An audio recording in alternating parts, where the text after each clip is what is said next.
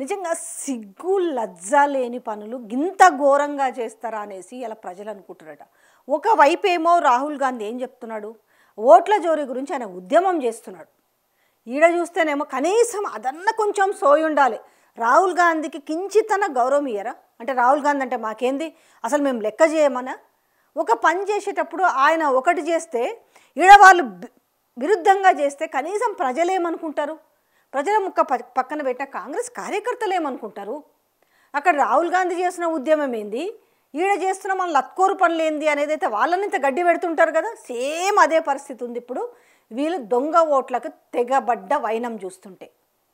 గెలిచేంత దమ్ముంటే నిజంగా కాంగ్రెస్ పార్టీ అభివృద్ధి కార్యక్రమాలు చేసి ఇచ్చిన మేనిఫెస్టోలోని అంశాలని అమలు చేసి హైడ్రా పేరుతోటి అసలు పేదల ఇల్లు కూలగొట్టకుండా మేలు చేసి మూసీ విషయంలో పేదల జోలికి పోకుండా కనీసంగా ఆలోచన చేసి ఉంటే ఇన్ని ఉండుంటే గెలిచేటోళ్ళే కదా. ఊరికనే పైన మాత్రం గింతోలు గంతోలు గింత పద ఉన్నోళ్ళు గంత పెద ఉన్నోళ్ళు లేచి ఆడుతున్నారు కదా.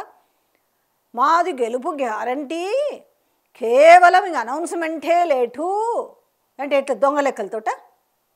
ఏ లెక్కలతోటి? నవీన్ యాదవ్ గెలిచినట్టే ఇంకా ఫిజికల్గా అనౌన్స్ మీరే చేసుకోవాల్సి ఉంటుంది. ఇంకా మీకు ఎలక్షన్ కమిషన్ ఎందుకు? మీరే ఎట్లాగో దొంగ ఓట్లు రాసుకుంటారు కాబట్టి అట్లనే అనౌన్స్ చేసుకుంటే సరిపోయేది కదా, మాదే గెలుపు అనేసి. అరే కొంచెం అన్న సిగ్గుండాలనేసి జూబ్లీ హిల్స్ ప్రజలు ముఖాన ఉమ్మేస్తున్నారు. ఈ సదర్ సోషల్ మీడియా ఉంటుంది కదా, ఆ పాజిటివ్గా బయటలో దేవడానికి వాళ్ళే తిట్టుకుంటున్నాడు. వచ్చి ఈ ప్రభుత్వం కొంచెమన్నా మంచి పనులు చేసి ఉంటే బాగుండు, ఇవాళ మాకు తిప్పలు ఉండేవి కాదు అనేసి 10 మందిని వల్కరిస్తే 10 మంది దగ్గర కూడా రానిస్తున్నారు. ఆ ఒక్కరిని బతిమలాడి బామాలి అయ్యా బాబు అని బతిలాడి చెప్పించుకుంటున్నట. మొన్న ఒకటి చూసినాం, ఎంత సిగ్గు లేకుండా వేసుకుంటారంటే పాప టీ షాప్ దగ్గరకు పోయి వాళ్ళు బయట తీసుకున్నారు. అవునా, నవీన్ అన్న గెలిచిండు అనుకో, నవీన్ అన్న వెనకాల ఉంటారు కొంతమంది చిన్న చిత్క అన్న పేరు చెప్పుకొని అన్న వెనకాలన్న అని చెప్పిన వాళ్ళు రేపు పొద్దున్న చాయ్ బండికి వస్తారన్న.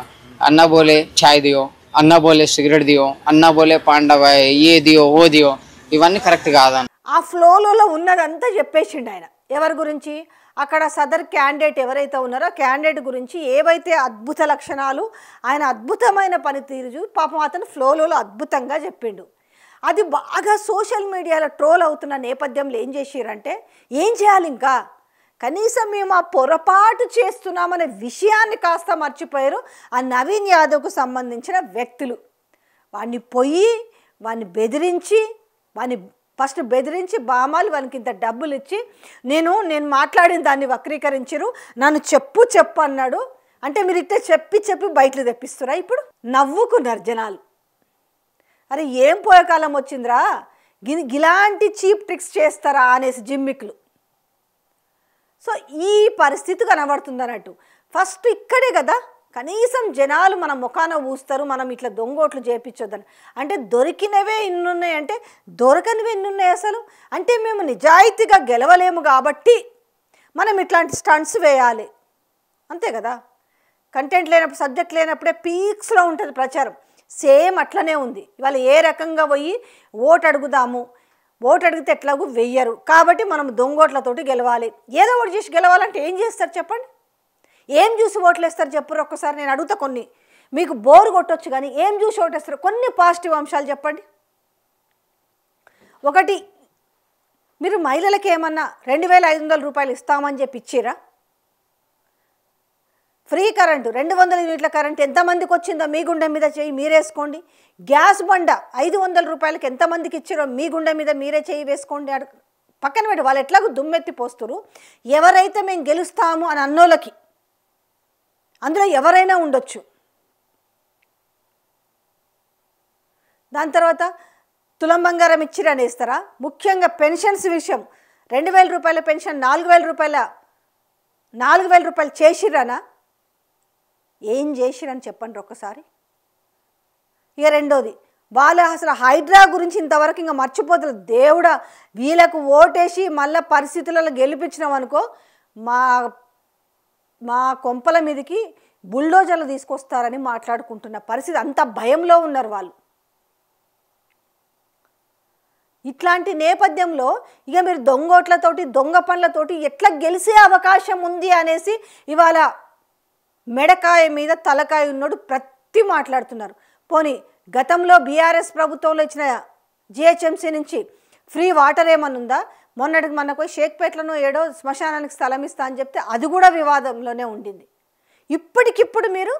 ఇప్పటికిప్పుడు అభివృద్ధి పనులు చేసేసి ఇప్పటికిప్పుడు గుంతలు పూడ్చి లేకపోతే ఇప్పటికిప్పుడు ఏమైనా బోర్లు వేసి ఇప్పటికిప్పుడు నల్లాలు పెట్టి ఇప్పుడు చేసే జనాలకు ఆ మాత్రం తెలియదా? ఎన్ని చేస్తారు అంటే ఈ ఓట్ చోరీతోటి ఒక్కొక్కటి అన్నీ బయటకు వస్తున్నాయి.